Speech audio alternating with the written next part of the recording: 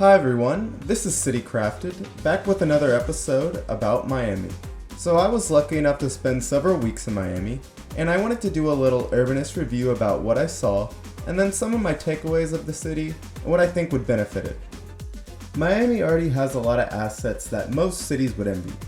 It's got year-round sunlight and good weather.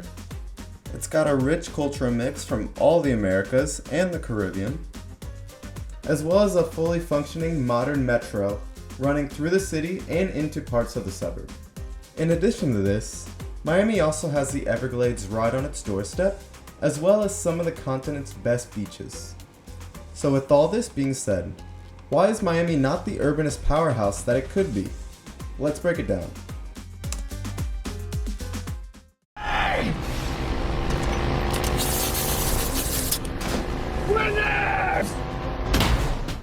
So it's no secret that commuting around the region can often be a daunting task. The paradox of Miami is that from a balcony or a boat, the city looks beautiful, but on ground level, it's often hostile. People walking are also left exposed on sidewalks that offer little shade and protection from moving traffic, while crosswalks are often scarce and very long. People on bikes don't fare much better, and are often seen riding on the sidewalks to avoid being in the streets. Miami needs to redesign itself to have safer, more human-centered streets. This would come in the form of narrower lanes, more shade from trees, protected bike lanes, and also crosswalks that are easier to cross. The kicker is, Miami already has several streets that are already like this. From Ocean Drive or Espanola Way in South Beach to Miracle Mile in Coral Gables.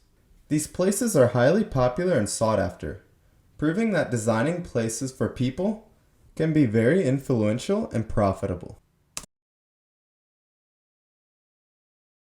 Miami is a city of two extremes. From towers popping up in downtown and downtown-like areas, to single-family homes nearly everywhere else. And while of course there are exceptions to this, and you can find 2 to 4 story buildings in places, this is not the norm. What Miami needs more of is the missing middle housing.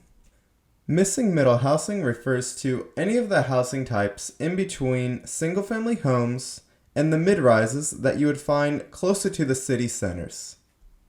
This level of density is often referred to as gentle density because it's not quite as abrupt as a tower.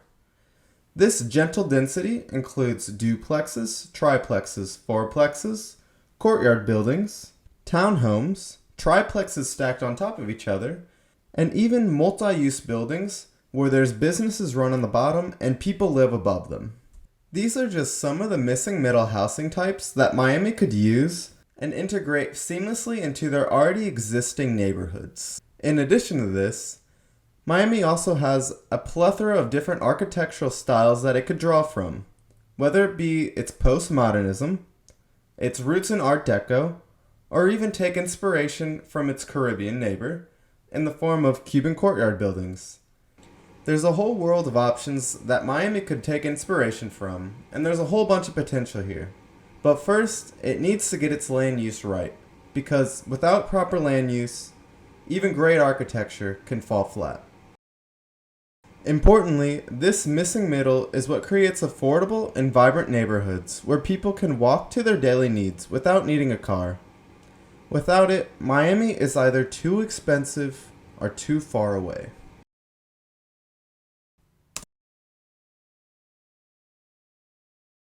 Miami sports an elevated metro rail, which is a rarity in the US. The system is already largely laid out, which offers huge potential for the whole region. In addition to the metro, Miami also has what they call the Metro Mover, which is a free-to-use, air-conditioned and elevated pod that takes you around the city and drops you off at various stations. While this is all great for the city to have, the main issue with it is the land use around the stations. For a metro to thrive, it needs to be easy to access and easy to use. That means the land around the stations inherently becomes extremely valuable, because if people can live and work next to a metro station, they can use the metro. However, in its current form, a person's ability to use the metro largely depends on their ability to drive to it, which completely defeats the purpose. As of now, many of the stations are alongside parking garages, big roads, single-family houses, or even just vacant lots. What the city needs to do is rezone the area around the stations to allow for more dense, mixed-use neighborhoods. This would allow people to both live and work around the stations, making these places inherently more valuable. In addition to rezoning the areas around the stations, the city also needs to work on their last-mile connections to them. This would allow the people living in the farther flung suburbs to get to the stations without having to rely on their car. This could come in the form of protected bike lanes, extended bus routes, etc. But the knock-on effects of not having to cater to everybody driving and parking their car in and around the stations could have profound effects far into the future. Is a linear park located under the elevated sections of the metro. It includes a bike path, which has a lot of potential, because if the city can successfully create safe, protected bike paths into the further parts of the suburbs, it'll greatly increase connectivity and usage of the metro. This could be one of the first major steps Miami could take in weaving its fractured metro back together. One of the biggest hurdles Miami will face in bringing about these changes is the role the car plays in the minds of its residents. Ever since its conception, the car has played a large role in displaying a person's status in society. This is very present in Miami, where you're so likely to see foreign sports cars and luxury brands that it doesn't even surprise you anymore. And although this exists, bringing walkable and human-centered design into everyday neighborhoods instead of just the touristy or upscale places will surely benefit the city in many ways, from affordability to social connections. And although this scenario exists, Miami also has a population of normal, everyday people. If you cater to these people, the city will become more hustling and bustling than ever before. So that's the city review of Miami.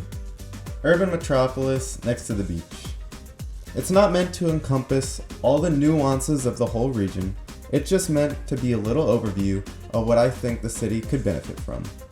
If you enjoyed the video, be sure to leave a like and stay tuned for more videos like this. Ciao, ciao.